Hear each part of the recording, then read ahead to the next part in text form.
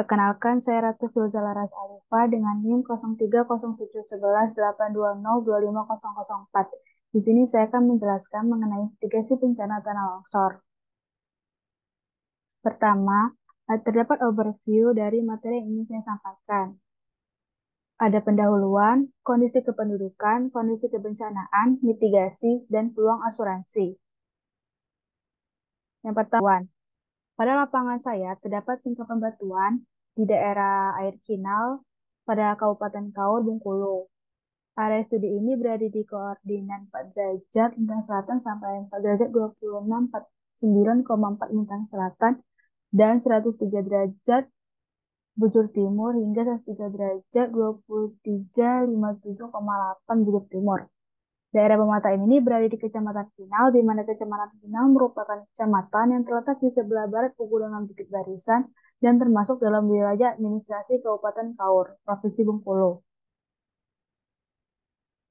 Adapun kondisi kependudukan pada daerah pemetaan saya, itu berdasarkan data Badan Pusat Statistik pada tahun 2021, hasil proyeksi sementara jumlah diperkirakan mencapai 4.902 jiwa yang terdiri dari 2.490 jiwa laki-laki dan 2.402 jiwa perempuan.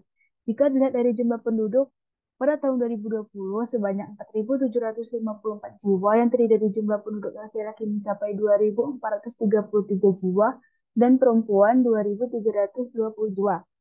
Dengan rasio jenis kelamin atau seks ratio penduduk Kecamatan Kinal pada tahun 2021 sebesar 103 dengan laju pertumbuhan 1,12%. Adapun luas tanaman lahan berdasarkan data pada tahun 2021 pada daerah Kinal berjumlah 402 hektar yang terdiri dari luas lahan sawah irigasi, non-irigasi. Selain lahan sawah, Kecamatan Kinal juga memiliki lahan kebun seluas 2.440 hektar, ladang seluas 1.406 hektar, dan lahan yang sementara tidak diusahakan seluas 90 hektar. Selain tanaman padi dan palawija, Kecamatan Kinal juga mempunyai keragaman produksi tanaman hortikultura dengan luas wilayah dan kondisi lahan di Kecamatan Kinal terhadap komoditas tanaman perkebunan menjadi wilayah ini banyak dimanfaatkan sebagai lahan perkebunan. Berikut merupakan diagram jumlah penduduk berdasarkan jenis kelamin pada tahun 2021 yang dimana dapat dilihat pada diagram jumlah laki-laki lebih banyak daripada jumlah perempuan. Dan terdapat juga diagram jumlah penduduk di Kecamatan Air Kenal per tahunnya dari tahun 2018 hingga 2021. Ini merupakan tabel jumlah penduduk pada Kecamatan Kinal pada tahun 2018 hingga 2021. Adapun kondisi kebencanaan, pada daerah pemetaan saya telah ditemukan 3 titik longsor di mana ketiganya berjenis translational landslide yang bergerak massa tanah pada bidang gelincir yang berbentuk rata atau menggelombang landai. 3 titik longsor tersebut memiliki dampak yang cukup merugikan bagi masyarakat. Longsor pertama yang ditemukan di Ulak, Bandung. Longsor ini ditemukan di dekat persawahan atau perkebunan warga yang dimana dapat merusak tanaman jikalau longsor ini memiliki kehancuran yang luas. Selanjutnya itu kerusakan tanaman ini akan menyebabkan kerugian ekonomi bagi masyarakat yang terkena. Longsor kedua berada di Desa Ulak Lebar dan ditemukan di pinggir jalan yang dapat memutuskan akses jalan antar desa. Longsor terakhir itu berada di daerah air kinal, lebih tepatnya ditemukan di pinggir atau di lereng tebing aliran sungai air kinal. Longsor ini jikalau tidak dimitigasi dengan segera dapat memutuskan aliran sungai atau memperkecil aliran debit sungai.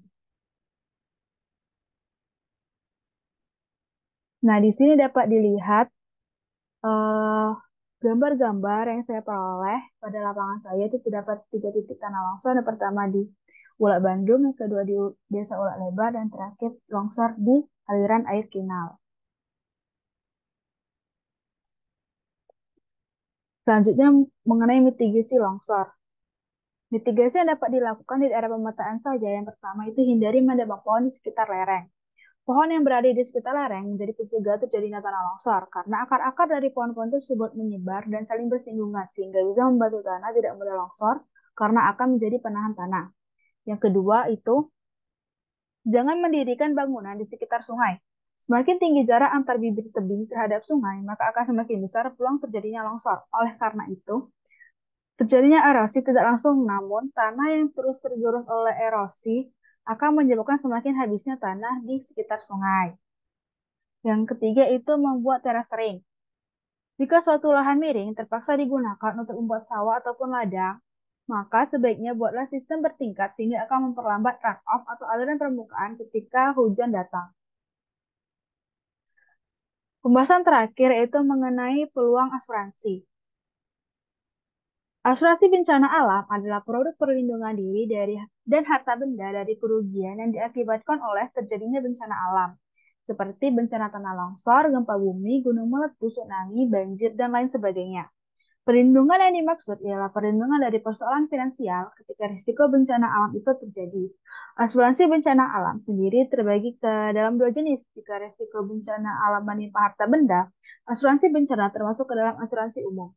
Namun, jika akibat bencana alam tersebut menimbulkan kerugian terhadap diri sendiri secara langsung, semisal melukai atau menghilangkan sebagian fungsi anggota tubuh, asuransi bencana alam tersebut termasuk ke dalam jenis asuransi jiwa.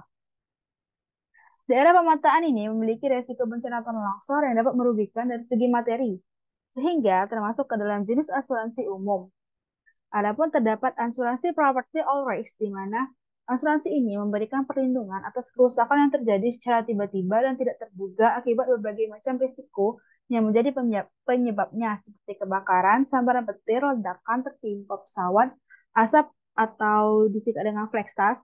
Terdapat juga angin topan, badai, banjir, tanah longsor, gempa bumi, pemogokan, huru hara, kerusuhan, perbuatan jahat orang lain, dan resiko lainnya.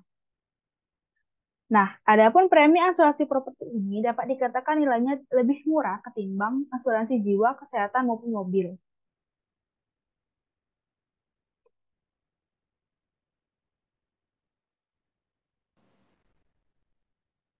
Besaran premi tentunya akan bergantung dengan lokasi, material bangunan yang digunakan untuk konstruksi rumah, serta besaran pertanggungan yang dikehendaki.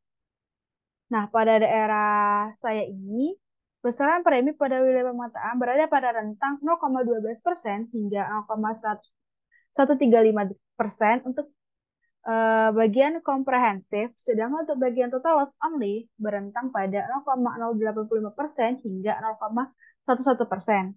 Tarif premi ini juga ditentukan berdasarkan kelas konstruksi, harga atau nilai pertanggungan yang dilakukan warga kepada perusahaan. Yang ketiga itu lokasi risiko atau zona yang pada daerah saya itu memiliki risiko yang cukup tinggi. Yang keempat itu ada okupasi. Sekian pemaparan dari saya. Terima kasih atas perhatiannya. Wassalamualaikum warahmatullahi wabarakatuh.